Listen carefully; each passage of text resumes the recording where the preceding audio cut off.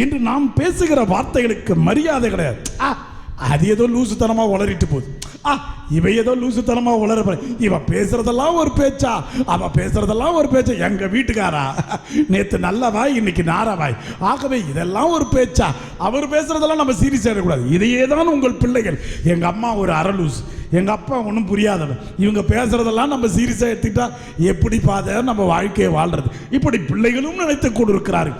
காரணம், நீங்கள் சரியாக பேசுவதில்லை, சரியான நேரத்தில் பேசுவதில்லை, பேசிக்கொண்டே இருக்கிறீர்கள்.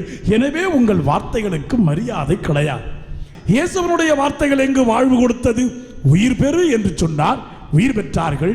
காது கேட்கட்டும் என்று சொன்னார், காதுகள் கேட்டது. நடக்கட்டும் என்று சொன்னார், முடவன் நடந்தான். ஆக இறந்தவன் உயிர்த்தெழுந்தான், செவிடர்கள் கேட்டான், பார்வை இல்லாதவன் பார்த்தான். இது எல்லாமே ஆண்டவன் சொன்ன வார்த்தைகள்.